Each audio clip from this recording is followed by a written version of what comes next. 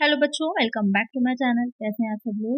आप लोग के टॉप 10 कंप्यूटर की एमसीक्यू सीरीज चल रही थी, जिसमें कि बहुत ही इंपॉर्टेंट क्वेश्चन जो कंप्यूटर सेटअप है वो हम लोग सॉल्व कर रहे थे, जिससे कि आपके जो अभी करेंट में एग्जाम होने वाला है एंड ऑर्डर का, या फिर जो बच्चे बिहार में जो अकाउंट की प्रिपरेशन कर रहे हैं, दोनों की ही ये काफी हेल्पफुल वीडियोस रहेंगी ये। तो अभी तक आपने वीडियोस नहीं देखी, जरूर से देख लीजिएगा। प्लेलिस्ट चैनल पर अवेलेबल है, लिंक आपको वीडियो के डिस्क्रिप्शन में मिल जाएगा। इसके अलावा जो कॉमर्स की एमसीक्यू की सीरीज आ रही है, उसको भी जरूर से देखिएगा, वो भी बहुत इंपॉर्टेंट क्वेश्चन है। तो वीडियो को शुरू करते हैं कुछ और नए इंपॉर्टेंट क्वेश्चंस के साथ। लेकिन अगर अभी तक चैनल को सब्सक्राइब नहीं किया तो सब्सक्राइब जरूर से कर लीजिएगा और वीडियो को लाइक करना ना भूलिएगा। आइए शुरू करते हैं इससे। फर्स्ट क्वेश्चन लेते हैं। One or more defects occurring in the computer software that prevents the software from working is called। Computer software में होने वाले एक या एक से अधिक दोष जो सॉफ्टवेयर को काम करने से रोकते हैं कहलाते हैं। यानी कि वो सारे रीजन या डिफेक्ट जिसकी वजह से कंप्यूटर जो सॉफ्टवेयर है वो सही से काम नहीं कर पाता है, वो क्या कहलाता है? बॉट कहलाएगा, सिस्टम एरर कहलाता है, बग कहलाएगा, स्लग कहलाता है। तो वो सारे डिफेक्ट्स जो कंप्यूटर के सॉफ्टवेयर को काम करने से रोकते हैं, तो वो आपके क्या कहलाते हैं? उसे हम बग कहते हैं। एक आंसर क्या हो जाएगा? ऑप्शन सी हो जाएगा। बहुत ही अच्छा क्वेश्चन है, ध्यान में रखिए। चलिए नेक्स्ट क्वेश्चन है। अब यहाँ पर उसी से रिलेटेड आपका दूसरा क्वेश्चन आ जाता है कि बग मीन, बग का मीनिंग क्या होता है, क्या कहलाता है?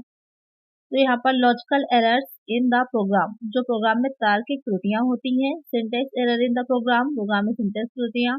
या फिर रन टाइम एरर, जो प्रोग्राम जो रन कर रहा होता है उसमें जो इशू आ रहा है, या फिर ये तीनों ही कहा जाता है। तो यहाँ पर बग की मीनिंग करके हैं, तो लॉजिकल एरर जो होते हैं उसे हम बग कहते हैं। जो प्रोग्राम जो होगा, क्योंकि आपको पता ही सॉफ्टवेयर क्या है, सेट ऑफ प्रोग्राम्स ही है, निर्देशों का एक समूह होता है, इंस्ट्रक्शंस का एक समूह है। तो यहाँ पर जो लॉजिकल एरर आते हैं प्रोग्राम में, वो आपको क्या कहलाते हैं? उसे हम बग कहते हैं। तो एक आंसर हो जाएगा ऑप्शन ए। चलिए नेक्स्ट क्वेश्चन लेते हैं। A mistake in an algorithm that generates incorrect result और output is called.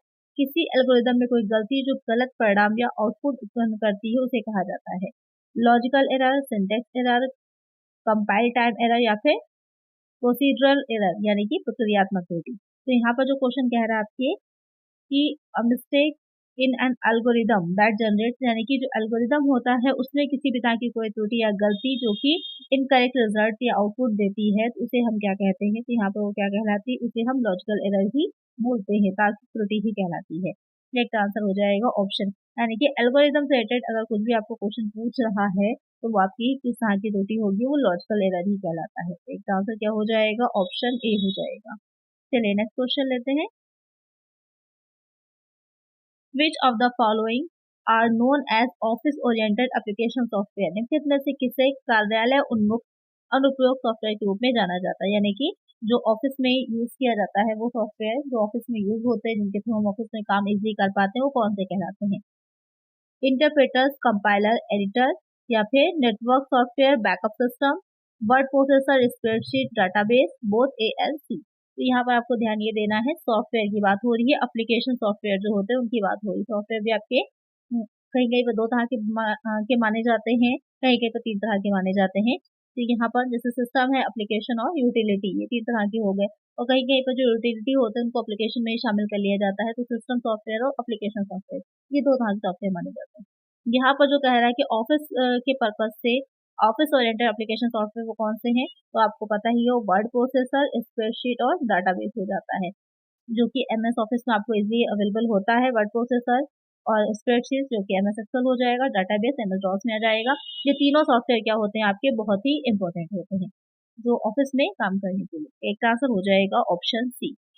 Next question है, which among the following is not a type of utility system software? अभी यही मैं आप लोग को बता रही थी कि यूटिलिटी सॉफ्टवेयर भी होता है जो कि कंप्यूटर की उपयोगिता, यानी कि कंप्यूटर सही ढंग से काम कर सके, इस पर कार्य करता है। तो यहाँ पर कौन सा नहीं है, ये क्वेश्चन पूछा है। Is not a type of antivirus, firewall, disc defragmenter, या फिर एमएस डॉस।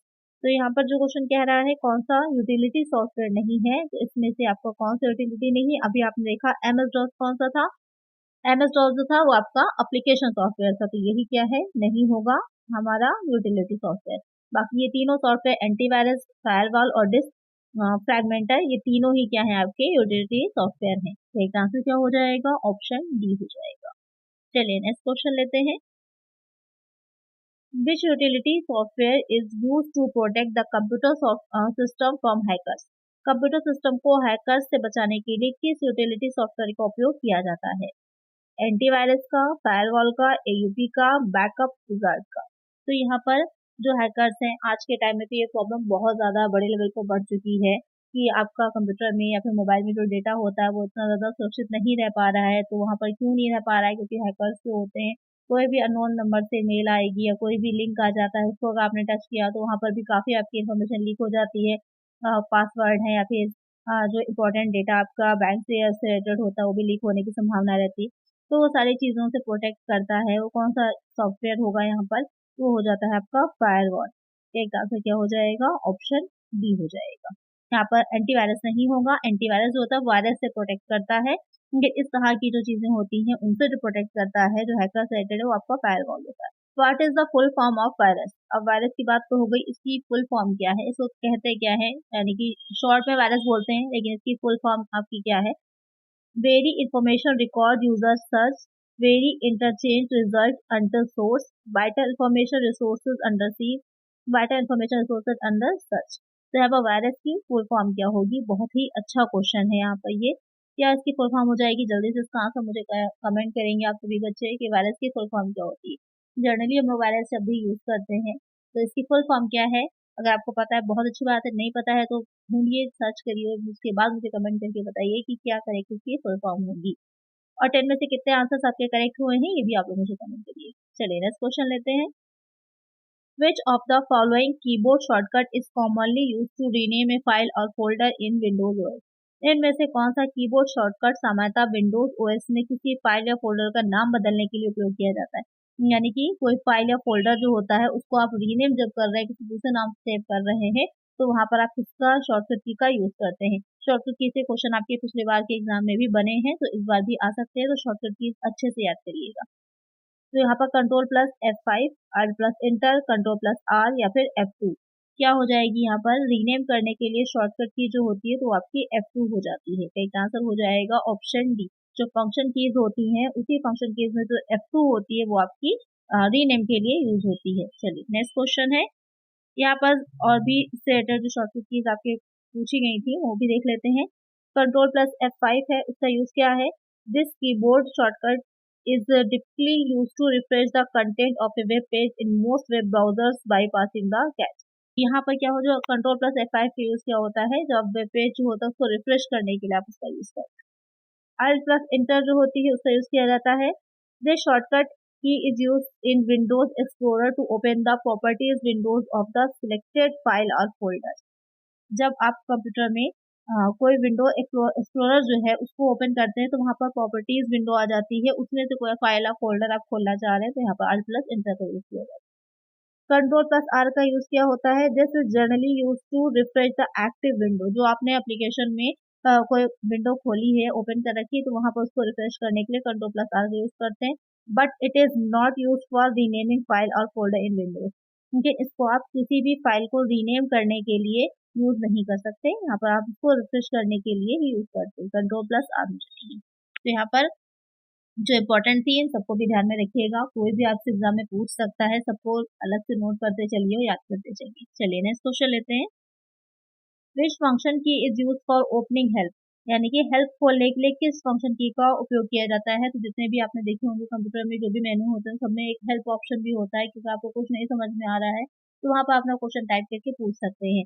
तो F1, F2, F4, F3 किस शॉर्टकट की का यूज किया जाता है उसके लिए? तो वहां पर उसके लिए आप F1 का यूज करते हैं। जो फंक्शन कीज है यहाँ पर F1 का यूज करके आप इसको ओपन कर सकते हैं। तो करेक्ट आंसर होगा ऑप्शन है। बाकी फंक्शन कीज भी देख लेते हैं जो आपकी इंपॉर्टेंट है। F2 क्या होगी? रीनेम और सिलेक्टेड फाइल और फोल्डर, ये भी हमने देखा ही था। F3 में to search for a file और फोल्डर, किसी भी फाइल या फोल्डर को सर्च करने के लिए आप इसका यूज करेंगे। F4 का to close the active window with the Alt key, जब आप एक्टिव विंडो में कोई भी close the active window with the Alt key, जब आप जो एक्टिव विंडोज को क्लोज करते हैं तो इस चौथी चीज का यूज करते हैं, किसके साथ? अल्ट की के साथ। F5 का यूज होगा टू रिफ्रेश और रीलोड द करंट पेज। जब भी जनरली हम लोग कंप्यूटर ऑन करते हैं, लैपटॉप ऑन करते हैं, तो वहां पर पहले हम रिफ्रेश कर लेते हैं, तो उसके लिए आप F5 का यूज कर सकते हैं। F6 से क्या होगा, to move the cursor to the address bar in most web browser. यहाँ पर कर्सर को मूव करने के लिए आप यूज करेंगे। F7 का to spell check and grammar check, यानी कि अगर आपने जो पैरा लिखा है उसमें कोई स्पेलिंग मिस्टेक तो नहीं है या फिर कोई ग्रामेटिकल मिस्टेक तो नहीं है, तो उसके लिए F7 का यूज होता है।